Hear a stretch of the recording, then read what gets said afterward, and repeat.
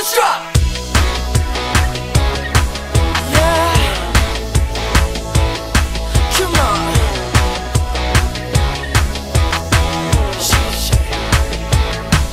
Now she doesn't like this, will you do it like that? Now she doesn't like this, will you touch her like that? Now she moves like this, will you move it like that? Come on, shake, shake, shake, shake, I shake it.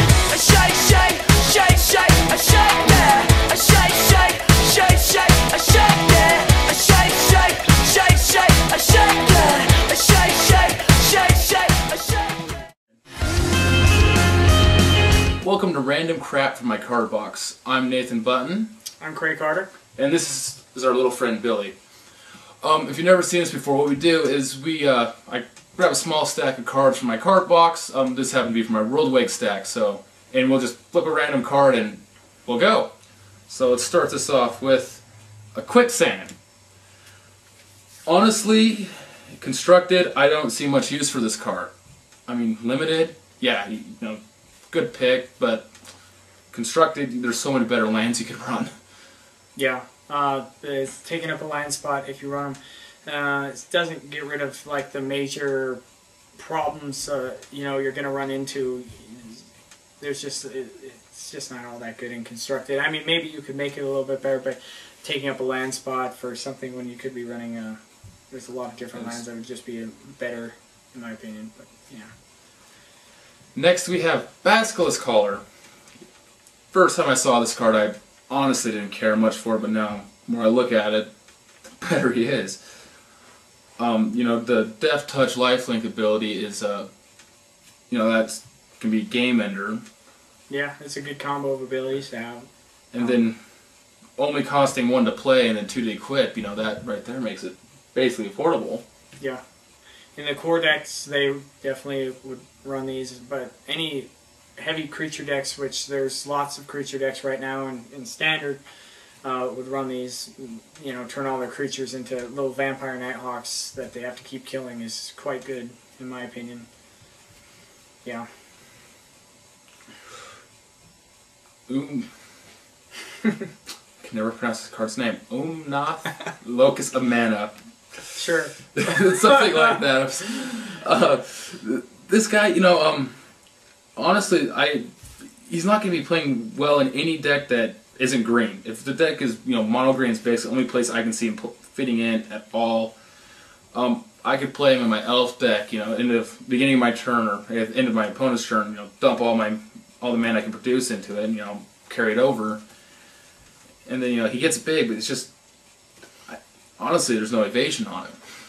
Yeah, he's just going to be same kind of thing with like when Lord of Atlantis came, people were talking about using him, or Lord of Extinction, I should say, talking about him in the same kind of way. He just gets really big really quickly, especially if you're playing like a multiplayer game. But the problem was he had no evasion and no protection, and that's a huge problem because they can be as big as they want, just be chump blocked all day by 1 plant tokens and or you know stuff like that. And he can fall to Smother, you know, which I've seen a couple so far running around. It's a good removal card, so I don't like him either. Next we have Nova Blastworm. I do love this card. It's just 7 mana is quite a bit of mana. If you get him off and he survives a turn, you know, it's a one-on-one game. It's a game ender. Yeah. Yeah, 7 mana is a little too much. Especially if you're playing any multiplayer games, he's just going to get removed right away. It's always going to have pretty big casual appeal, I think, though, just because it's such a huge effect. When it attacks, it destroys everything else but itself. I mean, that's the end of the game if you can get that to happen. I've been messing around with him in a deck with Dauntless Escorts and Vines of Astwood to kind of try to keep him just alive for 1 turn. But any multiplayer matchups, probably not worth the mana. That'll be a trick. If you can figure out how to get this card to survive for a turn, or back to your beginning of your turn. Yeah, that's when it'll actually take off. Someone might find some use for it. I don't know. Jace the Mind Sculptor. Honestly, the Mind Stone ability is awesome. I mean, The Mindstorm The ability? Mindstorm. No, Brainstorm. I did this all the time. I always get that ability mixed up. This, The second ability, the 0 cost. Yes, Brainstorm. There we go, Brainstorm, sorry. Yeah. Yeah, I played with him a little bit, just in a few control decks I've been trying out, standard control decks, and he's as good as everyone's saying he is. I mean, he's got a pretty big price tag right now. It's going to be hard to... It's going to cost a lot to go and buy 4 of them, but if you can find them, trade someone for them, they're definitely worth it.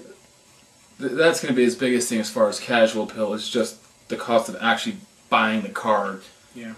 Though if you get a hold of him, he's well worth playing. Yeah, definitely. For 4 mana, I mean, he comes in, you can give him +2 right off the bat, you know, and so he's outside burn range, and after that point, you can just start brainstorming on summon, and yeah, the game becomes yours really quickly.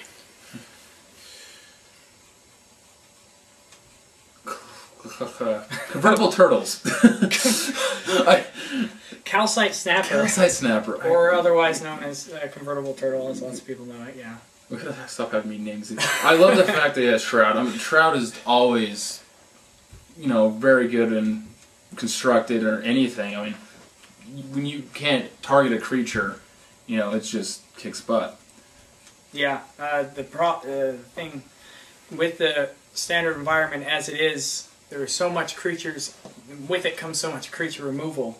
So having creatures that can't be targeted with things become a huge problem. And this guy, he's got a fat butt, he can block a lot, but then he has the ability to turn around on him with the landfall ability. He's awesome. I think he'll find play somewhere. I don't know the deck yet, but yeah, he'll have play somewhere. So I wouldn't even try it. Oh boy, that's funny. Kazul, Tyrant of Cliffs.